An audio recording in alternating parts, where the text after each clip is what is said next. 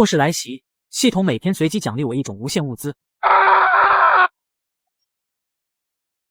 欢迎大家来到末日世界，在这里你们需要通过搜集物资来维持生命的同时，还需要对抗会随时夺走你们生命的丧坤以及变异的怪物。吉尔眼前出现了一个系统面板，在他的视角中间出现了背包、交易窗口、聊天频道、邮件等界面。点开背包，里面空空如也。叮叮，无限资源系统与宿主绑定成功。背包里突然多出了一个矿泉水的图标，右下角还有一个无限的数字。吉尔将矿泉水取了出来，果然背包里那矿泉水的图标并没有消失。这个系统每天都能提供一样无限的物资，而今天是矿泉水。随后点开聊天频道，发现下面还有一个同城的标志。这里是个什么东西？突然传送到这里说要打丧坤，我想回去啊。完了，身边没有一点物资，外面全是坤坤，估计要白给了。我刚才亲眼看到一个倒霉的家伙被坤坤咬到，不一会就被毒化了，还好我跑得快。看他们的编号，最起码有几十万的人来到了这个末日世界，与自己处在同一座城市，是不是还有更多的人，更多的城市？点开交易平台，发现已经有少部分人在售卖物资了，大多是食物和水，也有少部分的其余物资，如水电、打火机等等。交易的方式是以物易物，由售卖者提出条件，只要购买者拥有相应的物资，那么交易就能达成。交易平台的物资只要是交换水资源的商品，全都被录。也在同一时间，聊天频道不少人跑出来讨论这个编号100886是什么。卧槽，刚摆的5块面包，直接就被编号10086买了，水资源这么多的吗？你这算什么？我摆的所有物资都被他一个人包了。这个编号10086不会是游戏托吧？削减我们的物资，加大我们的生存难度。很有可能，不然怎么有人一下子就有这么多物资去兑换东西？很有可能是幕后黑手。这个设定直接将他暴露在众人面前。不过幸好只有开启交易时才会显示双方的编号。他现在最缺少的就是防身的工具，别说枪支弹药，即便是一根棒球棍有没找到。不过好在今天只是第一天，生存压力还不大。随后吉尔走进厕所想要方便时，却发现马桶上有一个木箱。这就是物资吗？成功打开青铜级物资箱，获得木材石、绳子1。爆装备的喜悦感已经让他忘记来厕所干嘛的了。有没有人？开门好吗？有丧坤在追我。透过缝隙往外看去，发现门外站着一个女人，但这个女人却能让他眼前一亮。光是这颜值，起码能排在他所见过的女人中第一位。你是谁？吉尔没有打开门，而是在里面问话。谢安琪满脸焦急和哀求。小哥哥，我流落在外边1天了，你先让我进来吧，给你做牛做马我都乐意。略加思索后，打开了超市大门。谢谢小哥哥。但就在这个时候，吉尔却突然出手，随后把女人抱上2楼。女人昏昏沉沉的醒过来，却发现自己已经被绳子捆得结结实实。你醒了？你想干什么？知不知道这是犯法的？吉尔忍不住大笑，自己莫名其妙来到这个随时可能嗝屁的世界，还讲什么犯不犯？我也没办法确定你是不是好人，只能先绑起来，然后看看你的良心好不好。王八蛋，有本事放了我，我让你好好摸摸良心。你一个阶下囚，还跟我谈条件，是不是太高估自己的魅力了？说句不好听的，我现在绑着你，直接给你来一招猴子偷桃，你又能怎么样？女人咬着嘴唇沉默不语，她也清楚吉尔说的便是事实。说出你的名字和来历，兴许我高兴，就先不让你领盒饭。说完之后，女人抬头盯着吉尔好几分钟，这才开口。我叫谢安琪，是一名医生，被丧坤一路追赶，无意中跑过来的。吉尔对谢安琪的职业很感兴趣，在这末日里，有一个医生那是生存的保障，而且在双方自愿的前提下，可以签订契约，不用担心忠诚的问题。跟着我，包你伙食，以后就是我的人了。为了放心，咱们得签订主仆契约。谢安琪也知道自己的职业所带来的优势，摇了摇头拒绝。吉尔并不急于这一时，便偷偷拿出了一个火腿肠，在谢安琪面前大快朵颐了起来。刚才忘了说了，你的良心很大。谢安琪羞红了脸，心里恨不得咬死这个可恶的青年人。诅咒你晚年不祥，浑身长满红毛。吉尔一心只想要招揽这个美女医生加入自己，但不想用强行的手段。大良心医生，你饿了吗？你大可不必这样戏弄我。吉尔偷偷拿出一瓶水，递到谢安琪嘴边。谢医生，我是真的想请你加入，1日3餐绝对不会少，而且我会保证你的安全。口渴已久的谢安琪顾不上回答，拼了命似的将水喝下去。你给我喝柠檬水，是想让我更饿吗？这就是你对我的诚意。谢医生，柠檬水可是我最喜欢喝的饮料了，库存也不多，这都拿出来给你喝。不过你要是觉得饿了，只需要你答应我的条件，我立马就能让你饱餐一顿。他知道眼前这个男人就是在戏耍自己，逼迫自己臣服。我就是恶嘎，从这跳下去被丧坤吃掉，也不会吃你的一点东西。要不好歹也是丰富蛋白质。滚！看来一时半会是不会主动屈服了，只能先饿他几天看看情况，实在不行就扔下去喂坤坤了。在这样一个末世，吉尔可没打算留着一个没有价值的累赘，若是平时可能还会遐想留。你用这个眼神盯着我，你想干什么？这句话好像是在质问。我可不至于在物资紧缺的时间段耗费大量能量的。第二天清晨，哟，国宝也被拖来参加末日求生了吗？只见谢安琪坐在地上，脸色铁青，大大的黑眼圈围绕着他的眼眶。很显然，对方一夜未眠，这一切都在吉尔意料中。饿了吗？要不吃个早餐？偷偷拿出三明治递到谢安琪嘴边，闻到三明治的香味，胃部自发的反映出咕噜咕噜的叫声。但他强忍着本能，将头拧向另一边。好，有骨气。随后吉尔点开了背包，系统准时发放了今天的物资，无限量的9毫米子弹。但他也很快冷静下来，毕竟要找到适配弹夹的枪支，可不是那么容易。思考了一会，便点开交易平台开始扫货。一个上午过去，虽然收获颇丰，但还是没有看到他期望中的那些东西。午餐时间，吉尔站在谢安琪面前吃着炸鸡，突然停下发出感慨：好香啊！这炸鸡就是有点咸了。你吃东西就吃东西，能不能别在我面前吃？可以，但没必要。谢安琪也不争辩，而是选择老实闭上双眼。这个炸鸡太腻了，算了，拿去丢掉吧。谢安琪听见东西扔进垃圾桶的声音，下意识睁开双眼。你这是在暴殄天物，你知不知道你在做什么？你要是想吃，我给你1份就好了，我还有很多。谢安琪没有说话，继续闭目养神，打开聊天频道。经过第一天的洗礼，已经有不少人适应了末日的节奏，有很多人已经开始出门搜集物资，甚至有的人已经击杀丧坤。当然，更多的人成为坤坤嘴里的肉。出一把 P92手枪，有没有人收的？私聊代价。绝了！别人第2天就摸出手枪，我尼玛手里就一把剃须刀。吉尔当即私聊这位玩家：兄弟，东西还在吗？说说你的条件。很快，那位玩家回复了：东西还在，我要100瓶水和100份食物，类型不限。太贵了，现在搜集物资很难，能保证不饿嘎就很厉害。而且你这枪子弹也用光了吧？那你可以出多少？最多10瓶水，10块面包。这一次，对面等了很久都没有回复，吉尔的心也随之提了起来。就在他犹豫要不要加点价的时候，行吧，就当交个朋友。吉尔握着沉甸甸的 P92手枪，对着街面上的丧坤一阵猛射，命中率低，但在火力覆盖下，还是有几只坤坤领盒饭。终于不用害怕了。经验值加4，距离升级还需要96点经验。在获得经验之后，界面上出现了个人信息的选项，点进个人信息，可以清楚的看到自己的身体数值。在个人数据下方有着注释，每当玩家升级后，会有数值的随机分配提升。经验值的获取取决于击杀坤坤的数量、等级。看来躲藏在这个废弃超市只是权宜之计。这个注释有提到丧坤等级，很有可能等级高一点的坤坤能直接入侵这个超市，这里并不安全。强烈的危机感将刚刚的喜悦感冲淡，为求自保，还是得主动出击去尽快升级。爬上超市的楼顶，拿出望远镜看着远处的丧坤，这里的视野很好，他想在楼顶用安全的距离击杀丧坤来获取经验值。随后便拿出 P92手枪开始射击，许多坤坤当即领了盒饭，其余的坤坤也朝着枪声走了过来，但是只是走到了附近，而不清楚是在哪个具体位置发出的声音。这些应该便是最低级的丧坤了，完全的行坤走肉。获得经验1，距离升级还需要83点经验。获得经验1，距离升级还需要66点经验。获得经验1，距离升级还需要49点经验。忽然，恭喜玩家升级，还请再接再厉。吉尔点开个人信息查看升级后数值的变化，一共涨了5点数值，看来和网游也差不多。刚回到2楼住所，就看到谢安琪如同一只毛毛虫在地板上蠕动，连续2天的饥饿已经让他开始产生幻觉了。吉尔刚拿出一份香喷喷的三明治，谢安琪那双大眼睛就盯了过来。大良心医生，你要不要吃点？听着吉尔诱惑的话语，谢安琪没有回应，尽管肚子已经开始叫了。就在这时，吉尔把三明治放到他的嘴巴前。你有病吗？吉尔直接将三明治塞进谢安琪的嘴里了。谢安琪下意识地吃了一口，三明治的香味差点想让他流泪。你休想让我屈服！再来一口吗？谢安琪即便铁骨铮铮，可嘴巴还是不由自主地张开。但下一刻，吉尔直接将三明治送到自己口中。哎呀妈呀，真香！你耍我？等你想通了，跟了我，那还不是想吃就吃？之所以给谢安琪吃一口，自然不是善心大发，在经受几天饥饿之后，能够尝到一口三明治，就如同瘾君子一样，没有第2口、第3口，只会让他更难受。谢医生，不得不说，你是真的绝寒，给你这么好的条件，只是让你成为我的队友，这你都不愿意。谢安琪只是静静地看着他，一言不发。就在这个时候，吉尔突然想到一个问题。谢医生，你说如果我突然放了你，你会做什么？你要是放了我，我第一件事就是嘎了你这个渣男。渣男可不能用在我身上，那都是骗财骗色，我可担不起这个名头，毕竟咱俩可没发生什么事情。末世的第3天清晨，发现今天的谢安琪居然没动静，他也分不清对方到底是熟睡还是饿晕了。谢医生，起床了。连续叫了好几声，谢安琪仍不回应。你要是还不起来，我可要给你做人工呼吸了。滚！吉尔拿出葡萄糖糖水喂给对方。谢医生，我不在的时候，你可要老老实实的，不然把那坤坤引过来了，可不能怪谁。随后吉尔按照惯例打开背包的那一刻，吉尔惊呆了。第3天的物资居然是无限量的小雨伞。这个物资有个锤子用，难道拿来装水砸坤坤吗？谢医生，你知道这个东西有什么用途吗？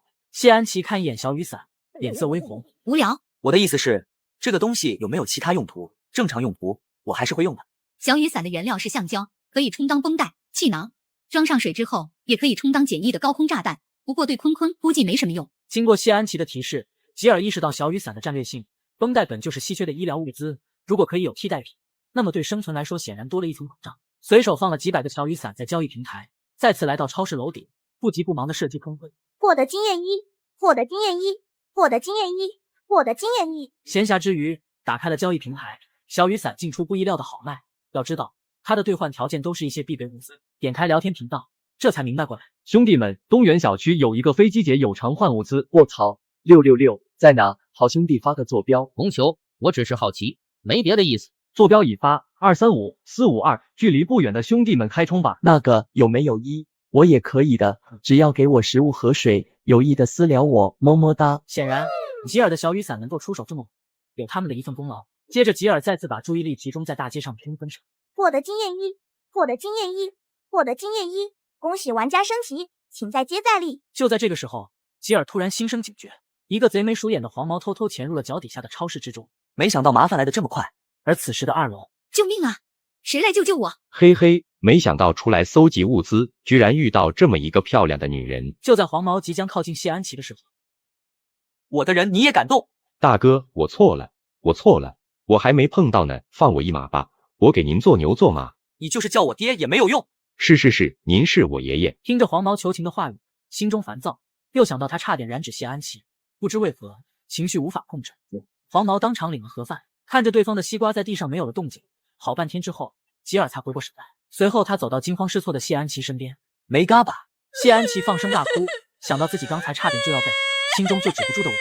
随后吉尔为他解开了绳子，来到超市门外，拿着装满水的背包和食物，走到谢安琪旁。你这是什么意思？放你离开，背包里面有食物和水，不过之后是嘎是活，就看你好运了。前后3天遇到2个人，说明这里已经不安全了。至于谢安琪，留下一些物资，也算是仁至义尽。下一刻，谢安琪竟屁颠的跟了上去。到了中午时，你都跟了一路了，还想跟到什么时候？过来一起吃午餐吧。看着眼前狼吞虎咽的谢安琪，谢医生，你跟了我一路，到底是想干什么？就是加入你，给我1日3餐，然后保护我。你说的条件，你该不会反悔了吧？你之前不是宁嘎不从吗？现在跟着我，就为了这个？谢安琪低头，有些脸红。那到底还作不作数？作数，当然作数了。随后吉尔伸出手，发出组队和契约签订申请。组队成功，主仆契约签订成功。组队完成的一瞬间，2人的个人信息一览无余。组队中的玩家之间会有查看定位、队内语音等功能，同时队友之间可以选择性的赠予部分经验，还不能互相伤害。而主仆契约则是在这基础上增加了一条强力约束：主嘎、无嘎想要解除契约，也只有主人有这个权利。谢医生，叫声主人来听听。谢安琪没好气的看了他一眼，这2个字他还叫不出口。随后2人继续赶路，一路上小心翼翼，倒也没有遇到什么太大的危险。挡路的坤坤全都变成了西瓜。吉尔，还有多远呢？别吵，这里可不止这3头坤坤，小声点玩。这一路上跟着吉尔，他可以说是提心吊胆，甚至想着还不如待在之前的小超市里安全呢。2人走了一会后，只见前面街道有很多正在漫无目的行走的坤坤。你先走过去，吸引那边的坤坤过来，我在后面补枪。我们还是回去吧。你相信我，没事的。谢安琪还是一脸犹豫。我不敢，我害怕。你再不去，我就不要你了，把你丢这了。随后谢安琪负责记忆，吉尔则在后面搞偷袭。不一会，门口的坤坤都领西瓜，2人便钻进了商店。谢医生，我们是队友，而不是我带着一个拖油瓶，而且我是队长。下次我让你做什么的时候就去做什么，千万不要再说什么害怕这样的话。谢安琪脸色有些不好看，但是他知道吉尔说的是事实。对不起，我知道了，我以后会好好听话的。放心吧，我会保护你的安全，自然不会食言的。我让你走，也是有把握不会让丧坤碰到你。谢安琪有些不好意思的点点头。我们先休息一下吧，然后今晚就在这里过夜，明天再看看能不能离开这个街区。夜晚的时候，这些坤坤会非常的活跃，感知相比白天也更加敏锐。这个时候出去，就算没有被发现，哪怕一点点小动静，也会吸引来成群结队的坤坤。我们这到底是要去什么地方啊？今天一路提心吊胆的，我们还不如待在之前的小超市里来得好呢。那小超市有什么好的？要什么没什么，待在那里落个脚，1天2天还可以。万一哪一天那爆发了坤潮，那我们2个大活人到时候只怕连渣都不剩了。谢安琪点点头，她可不是个笨女人，虽然相比这个大男人来说有些胆小，但她还是很识时务的。第2天一大早，吉尔满怀期待的打开背包，今天的无限量物资，感冒颗粒，这是十分实用的医疗物资，毕竟在这样恶劣的环境，感冒发烧是很正常的事情。吉尔走到窗户，抛出了望远镜，街面上的情况非常平静，一眼望过去只有几只坤坤。我也不瞒你，我这一次打算前往郊区，那里有一座别墅区，人口密度也很小，丧坤自然也不会很多，最起码会比小超市要好得多。现在的生活水准也好不到哪里去，好吧？好了，你不要发牢骚了，出发吧。两人一路小心翼翼的前进，到了晚上便找了一个安全的地方休息。第二天一大早，吉尔满怀期待的打开背包，系统，你该不会是在逗我吧？看着背包里的多出来的新无限棉花，满脸纠结。棉花有什么用？又不能吃不能喝，难道还想叫我凉凉的时候用来裹着自己？随后二人便继续前往吉尔口中的郊外别墅区，隐隐间雷声轰轰，时不时刮来的风似乎在示意着恶劣天气的到来。好像要下雨了，咱们有没有雨伞啊？这样的环境下，如果我们感冒了，后果会不堪设想的。雨伞可没有，但如果你害怕感冒，那正好我这里有充足的感冒颗粒，管够。我可不怕感冒，我只是担心你这个输出生病，到时候剩我一个奶妈在旁边干着急，等着被团灭。临近别墅区的时候，两人躲在不远处的一座山上，吉尔正拿着望远镜观察别墅区的情况。是别墅区里的情况很差吗？没事，只不过跟之前的情报有所出入，这里的坤坤并不算少，甚至有点多，但也不算棘手，只是需要一些布置。如果别墅区真的太危险了，我们可以先找另外的安全避难所，等以后装备好了再回来。你什么时候见我莽撞过？说会带你进去住别墅，就自然不会骗你。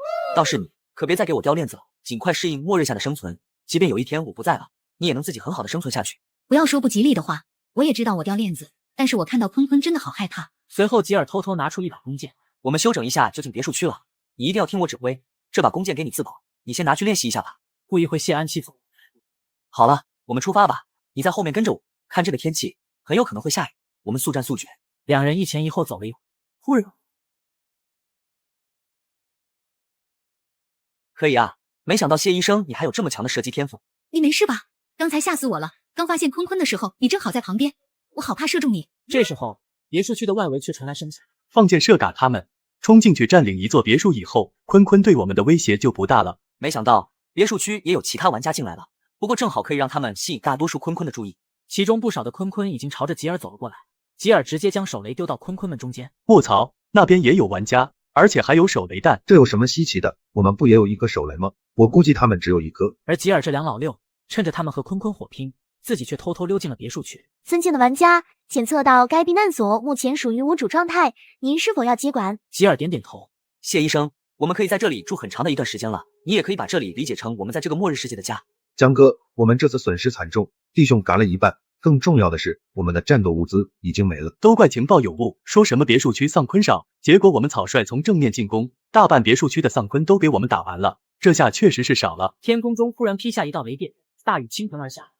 此时的聊天频道早已炸开了锅。晦气，刚才以为下雨有水喝，接了一桶水，结果显示是酸雨。非但如此，伸手触碰酸雨还会被灼烧，疼死我了。我这才刚要接水呢，万一哪天真没有水滋了，煮开的酸雨比山泉还甜。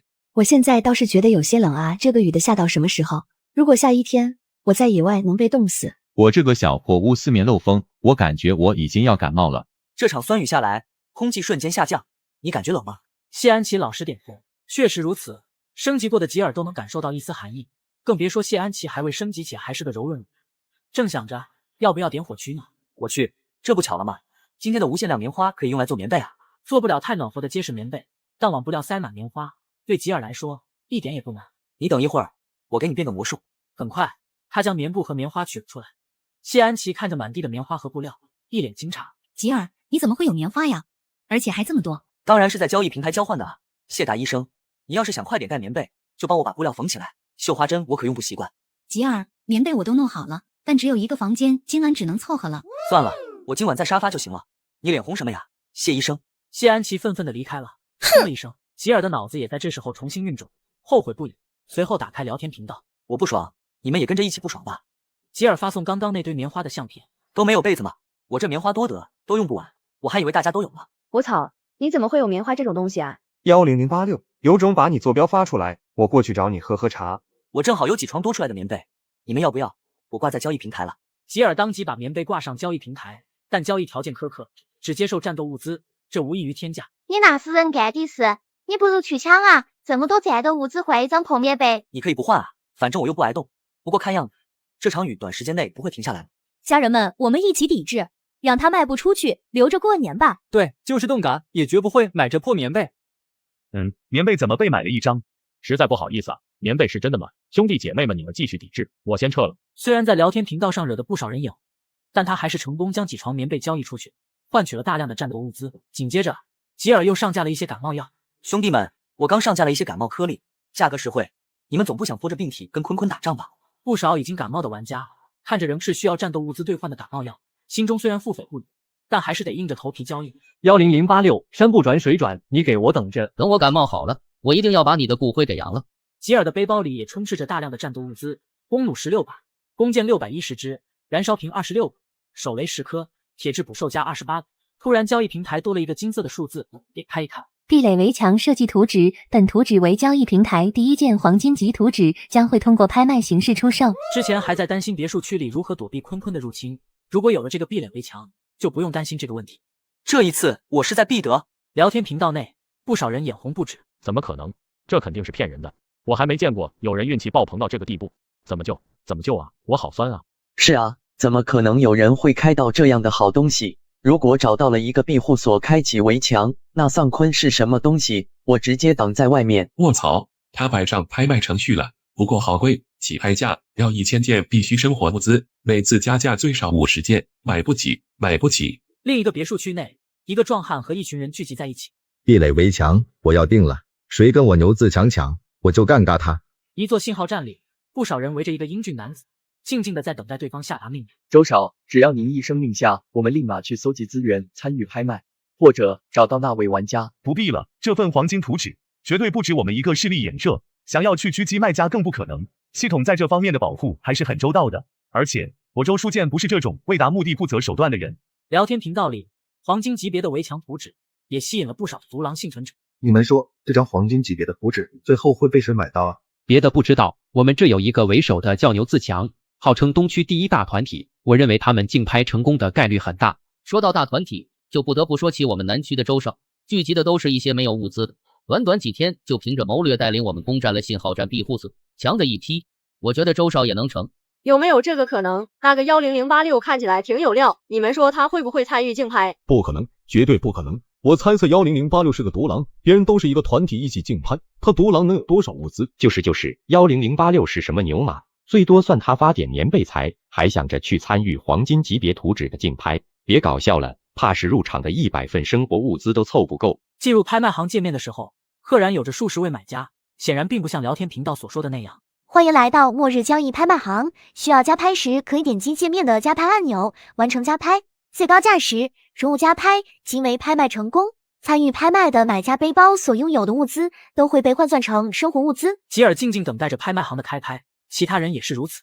第一件拍卖品，黄金级别图纸，壁垒围墙，起拍价100份生活必备物资，每次加价最少10份。本拍卖行会抽取最终价的2%作为佣金。1号买家亮灯，3号买家亮灯，110份生活物资。吉尔是8号买家，还没有出价，一直在看着这份黄金级别的图纸价格一路飙升。9号买家出价300份生活物资。卧槽，300份，那就是300瓶水和300份食物，150斤的粮食，这能让人活多久啊？我的天啊，300瓶水和150斤的食物，这他妈是土豪吧？我认得这个9号买家，他是牛自强。同时，9号买家发了一条信息：这份图纸我牛自强要定了，我看谁跟我争。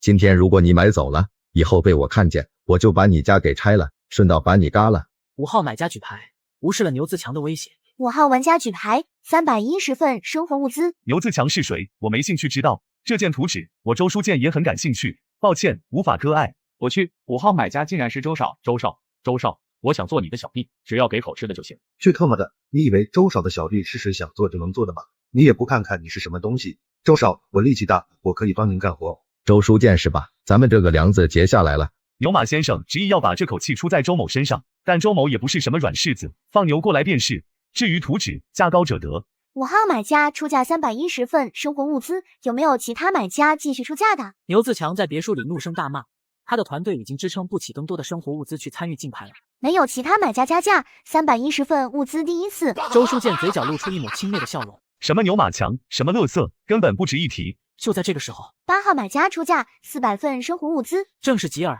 他在最后时刻出手了。周书建一愣，他没想到竟然有人在等着最后抄底，而且一出手就是50份生活物资。我擦，这也太土豪了吧！400份生活物资，这个我活多久啊？谁知道这个土豪是谁？我想做他的女朋友。小骚蹄子，就你做梦还差不多。8号买家，如果你看得到的话，请私聊我本人长得很好看的。上门的你爬吧，你好意思说你长得漂亮？8号看看我以前是有50万粉丝的网红，我可什么武功都会哦。这人谁啊？竟然抢我周书健看上的东西，他疯了吧？好啊，我就不信了。5号买家亮灯，450份生活物资。吉尔看着上面的加价，丝毫不以为意，他别的什么都没有，唯独就是谁狠。8号玩家亮灯，500份生活物资。这怎么可能？500份物资到底是何方神圣？不管你是谁，都不能跟我周书健抢东西，这是我周书健看上的，无论是谁都不能跟我抢，给老子加价550份。旁边一个男子顿时慌了。周少，我们的生活物资不够了，如果再继续加价的话，那我们最基本的生活都有问题。你给我滚开，我就不信他还有这么多的物资。5号买家亮灯，550份生活物资。这个周书健家底挺厚的嘛，竟然能凑够那么多的物资，看来有点东西，但不多。8号买家亮灯，600份生活物资。这一次周书健没有再亮灯，他的物资不够，实在是有心无力。600份物资第一次，600份物资第二次，600份物资第三次。恭喜编号10086玩家竞拍成功，获得黄金级别图纸，壁垒围墙。话说，刚才有人说10086不参加竞拍的去哪了？我这里正好有尴尬的坤坤，还冒着热气，你如果要吃，我给你发坐标。聊天频道内，大部分都是在讨论吉尔的恐怖实力。离谱，没想到10086有这么多生活物资600份啊！我连他的零头都拿不出来，恐怖如斯。谁知道10086住在哪里？我就算是拼了命也要去找他。我要求他收我做他的小弟。而这个时候，吉尔大概看了一下图纸所需的材料。尊敬的玩家，是否需要打造壁垒围墙？吉尔点点头。他们所在的别墅外，一座围墙从天而降，其厚度，即便是伸展双臂都未必能够摸到边。这就是那个黄金级别的图纸吗？作为队友，谢安琪自然知道吉尔是10086。经过商量，吉尔打算前往坤坤聚集地搜寻物资，让谢安琪留在别墅。那你注意安全，情况不对就马上回来，我在家里等你，我也会抓紧练习弩箭的。随后，吉尔爬上了居民楼，用手枪偷袭了2只坤坤，而楼下也因为他的枪声吸引来一堆练习2年半的坤坤了。正好趁这一次，可以好好的练习自己的枪法。获得经验1，获得经验1，获得经验1，获得经验1。大概过了半小时后，恭喜玩家升级，还请再接再厉。吉尔休息一会便下楼了。大力金坤腿。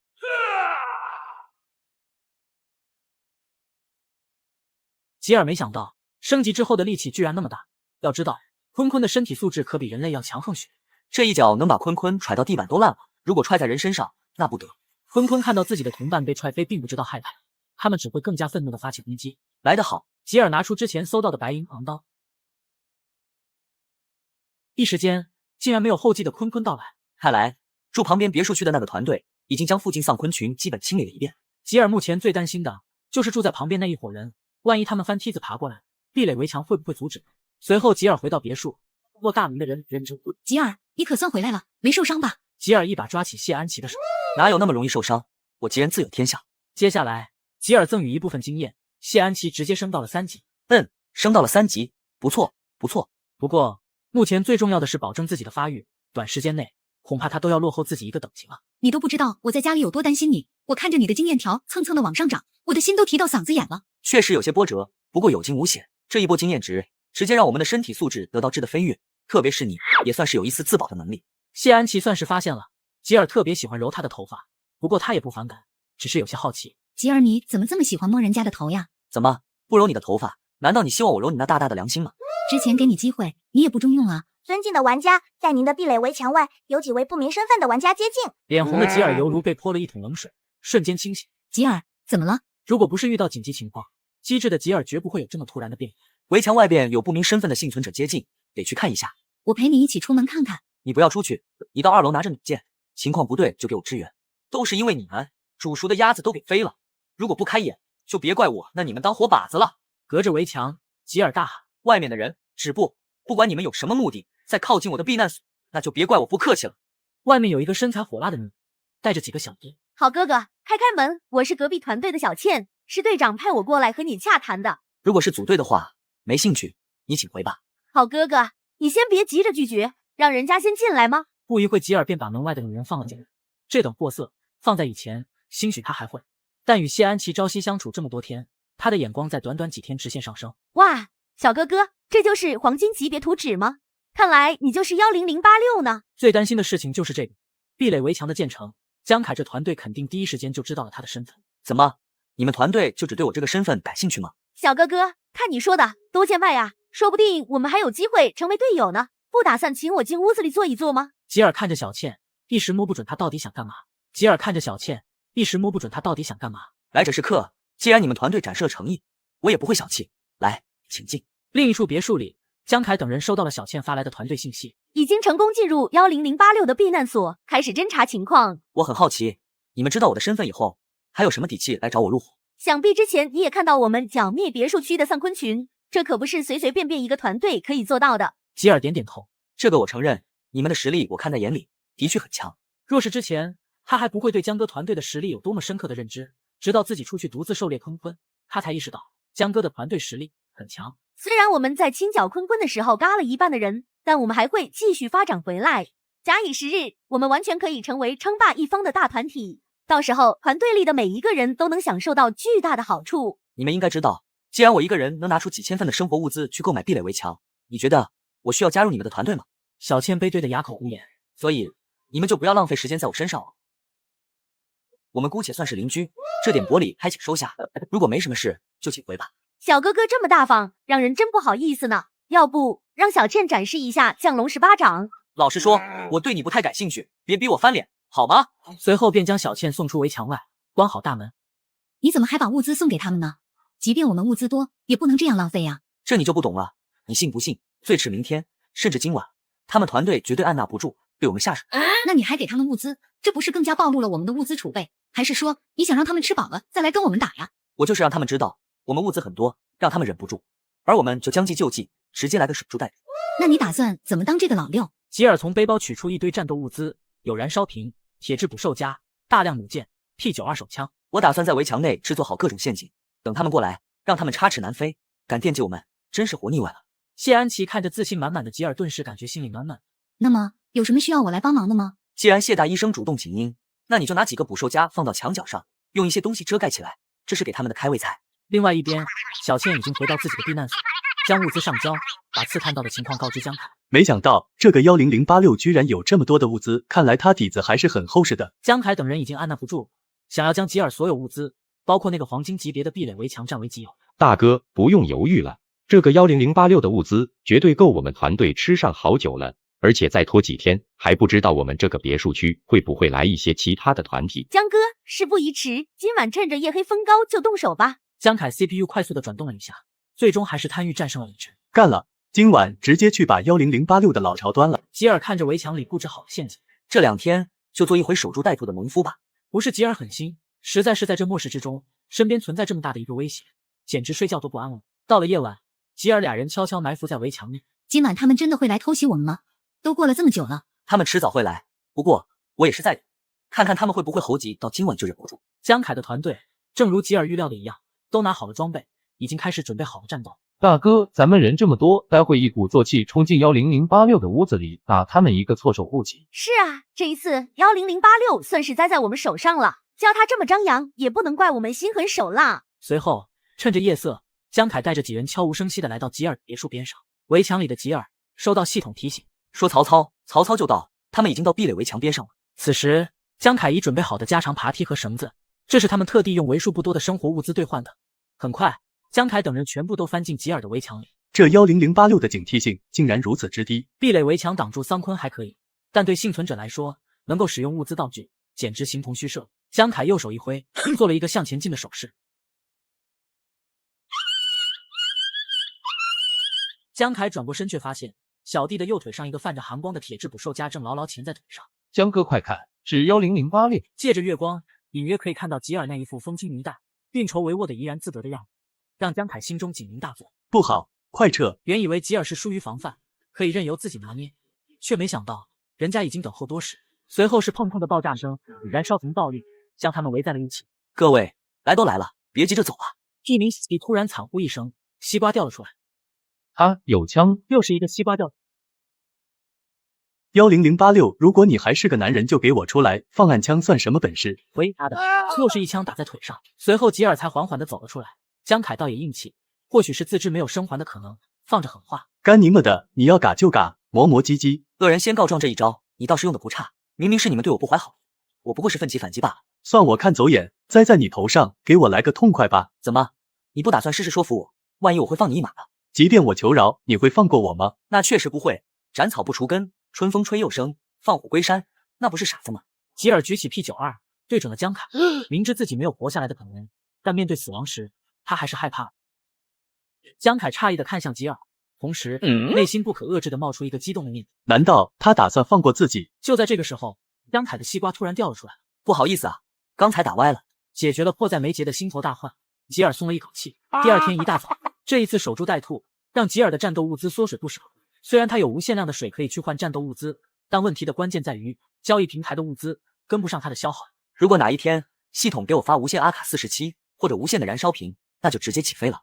想到无限物资，吉尔连忙打开背包，今天的物资是红酒。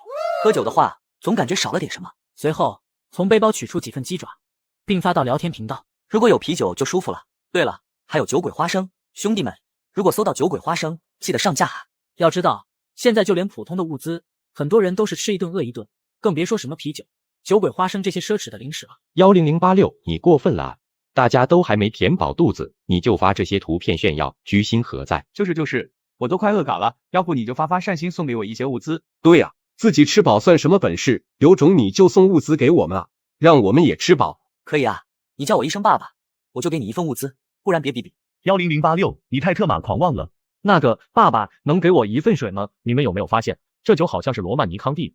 什么罗曼尼康帝？能说点别人能听懂的吗？罗曼尼康帝就是法国那边的顶级葡萄酒，很贵很贵。他们没有想到，吉尔发的这瓶居然是这么名贵的顶级红酒。没想到系统居然会给这么名贵的红酒，如果在现实，可以说是瞬间身价飙升了。可惜这是末日世界。10086，你卖酒吧，这么多天没喝，可是馋死我了。你要是愿意，价格好说。周书建此时也在看着聊天频道，他的手里正端着一只高脚杯。若是在以前，罗曼尼康帝对他来说毫不稀奇。凭什么他还能在末日世界喝到罗曼尼康帝？交换物资，想要酒的，想要鸡爪的都可以，我只要战斗物资。直接笑死！你以为还像上次棉被那样吗？那是因为天气的不可抗力，不得不被你坑。酒、鸡爪都是一些可有可无的生活物资，也配用战斗物资去兑换。所以说，你这样的穷逼就不要凑热闹了。我是提供给生活质量好的幸存者，很抱歉，你似乎不属于我的销售人群。10086，我全是星星号，打字都不会了，就你这点水准，还是重修9年义务教育吧。突然有一条私聊引起了吉尔的。你是吉尔吗？我是田小雨。吉尔自然认识田小雨，甚至还挺熟悉的，毕竟这可是大名鼎鼎的大学校花呀。田校花，你是怎么把我认出来的？我可没有露脸，难不成你会透视？看到你发的图的衣服有点熟悉，然后还有你那骂人的语气，你忘了大学的时候，我总是说你骂人很厉害吗？这倒是真的。吉尔身上能拿出来的优点，也就是那张嘴了。田校花，你怎么也被选进这个末日游戏了？你那边情况如何？我现在过得还行，勉强能够吃饱吧。对了，你猜我在这里遇见了谁？谁啊？咱们班上同学这么多，我可猜不出来。我们班上的张子豪，你还记得吗？我现在就跟他在一块组队。他自然记得班上这个富二代，而两人之间也有过节。你现在和张子豪是在一起了吗？这倒没有，只是在这样的一个环境下，我总得找个帮手。张子豪怎么说也是大学4年的同学了，相对来说可以信任一些。看着田小雨的话，莫名的松了一口气。依稀记得田小雨可是母胎 so， 现在没有便宜了张子豪，也算是个好消息。对了，你突然来找我，不会真就是为了认亲吧？咱俩可是老同学了，可不要见外啊。真是什么都瞒不住你，其实我是带有一点私心啦，我想跟你买一些物资，价格好商量。吉尔早就猜到田小雨就是为了物资而来，毕竟几乎所有人都知道他从来不缺食物和水。如果田小雨不识好歹，直接索要，吉尔肯定会直接拉黑。没问题啊，你把想要的物资发给我看看，我再考虑一下需要什么来兑换。谢谢你，其实我也没想要其他的，就是水和食物，还有一床被子，免得下次下雨又挨冻。这些都不是问题，你就拿一些木材、钢筋、水泥之类的建筑材料跟我兑换吧。相比生活物资，建筑物资的搜集并没有这么困难。这些建筑物资来换你的生活物资，是不是太让你吃亏了呀？我正好有一些建筑图纸罢了，没有什么亏不亏的，大家各取所需哈。谢谢你，吉尔。对了，你现在的坐标方便发给我看看吗？我看看离得远不远。张子豪这个狗东西，吉尔可是一直恨之入骨，以前没机会，现在却是天赐良机，早晚把他收拾一顿。田小雨也没多想，分享了当前自己所在的位置坐标，差不多100公里。吉尔无奈的叹了一口气。田大校花，有些话我觉得我说的不太合适，但我还是想劝你小心提防张子豪，他这个人不是什么好东西。目前这个阶段，想要突破100公里丧坤的阻碍，明显不太现实，只能便宜张子豪，让他多活几天了。我其实也清楚，只是相比身边其他人，张子豪还算老实。如果哪天靠不住了，我再想办法吧。吉尔想了想，打算拿点装备给田小雨防身。我一会给你发把弩箭和几个燃烧瓶，这些送给你。如果哪天张子豪不老实，直接把他干掉，不要犹豫。田小雨有些无言以对，不过他也没有拒绝。那谢谢你了，之后我们再聊。张子豪再催了。怎么样？10086是不是吉尔？田小雨点点头，拿出一块面包分给对方。的确是吉尔没错，我也和他兑换了一些生活物资，够我们补给一段时间了。张子豪接过田小雨手中的面包，大口大口啃了起来。他们已经几天没有进食了，如果不是遇到吉尔，很有可能就嘎了。吉尔还要我们拿物资去跟他兑换，土鳖就是土鳖，一辈子改不了贪小便宜的毛病。为了这点蝇头小利坑人，小气鬼。田小雨有些听不下去张子豪的嘲讽，要知道现在吃着的可是吉尔的食物，典型的吃饱了骂娘。你先吃吧，我去周围看看有没有落单的丧坤。田小雨，你给我等着，我一定要把你征服。我手上有一份黄金级别物资箱情报，有没有大佬想要的？代价私聊我，价高者得。空口白条谁不会说，骗完就拉黑，十几年前的套路了。就是啊，你好歹发个图片，或者带别人去看看吧，不然谁敢买你的情报？照片上是一个大仓库，门口有个泛着金黄色光芒的物资箱摆在中间。怎么样，这下相信了吧？我不过是卖个坐标换点物资罢了。还真是黄金级别的物资箱啊，不知道能开出什么好东西。反正不会太差，你想想之前拍卖的壁垒围墙就知道了。这个阶段的黄金级别物资简直就是神器。吉尔对这样的物资自然很感兴趣，而且他也是少数可以给出高价的幸存者。心动不如行动，吉尔当即私聊这位玩家。铁子，情报还在吗？物资不是问题。我要的物资很多。我说了，物资不是问题。那我要100份生活物资，水、大米、面粉、饼干都可以。这份情报的价格的确高昂，要知道这只是一份情报，可不意味着板上钉钉属于自己的。好，100份就100份，你发坐标给我，明天我去验证，属实就给你发物资。我先发10份，当做保证金。随后吉尔和谢安琪商量了这件事情。谢安琪听完以后略加思索，我觉得这个很大可能就是个陷阱，没必要以身犯险。如果那个人发的图片是假的，或者在其他位置，你一个人贸然前往，真的很容易出事。吉尔点了点头，其实他也是往这个方向去设想的。在这个危险的世界，不能把人想得太好。安琪，你和我想说的都差不多。这个坐标不论真假，会有人盯上我，那是9成9的事情。但是黄金级别物资箱的诱惑力实在太大了，你也知道这份物资的战略意义，它值得我去铤而走险。可是真的太危险了，我很担心你。没事的，一旦有什么情况，我会及时撤退。而且单论战斗力，我可不怕谁。可惜我帮不上什么忙，如果有充足的战斗物资和医疗物品，我就跟你一同随行了。你前期就先好好在家里待着，在周边布置好我给你的那些陷阱，多练练弩箭的精准度。等我在外边收集到足够的战斗物资，以后你想不跟着出去，我都得拉着你。翌日早晨，吉尔满怀期待打开了背包。今天的无限量物资是汽油，他最担心的战斗物资补给跟不上，现在得到了解决。有了汽油，他就相当于有了无限的燃烧品。告别谢安琪后，吉尔飞速前往目的地。目前的身体素质，奔跑5公里只要补充1个馒头，就一点都感觉不到累。很快，他就到了那个坐标地点附近，拿出望远镜，看向之前在照片上就已经见过的仓库。门口的箱子确实隐约泛着金黄色光芒，但持续不断的砰砰吼声让人胆颤心惊。看来他提供的坐标情报还是准确的。不知道为什么，总感觉后面有人在跟踪自己。吉尔加快脚步，迅速躲到一棵大树后，藏匿了自己的身影。果不其然，刚刚藏好，就有人走了过来。一个长相精致、身形娇小的女人，但从外表上看，这就是俗称的萌妹子。既然你不仁，那就怪我不义了。吉尔甩出几个燃烧品，女人瞬间被毁尸为止。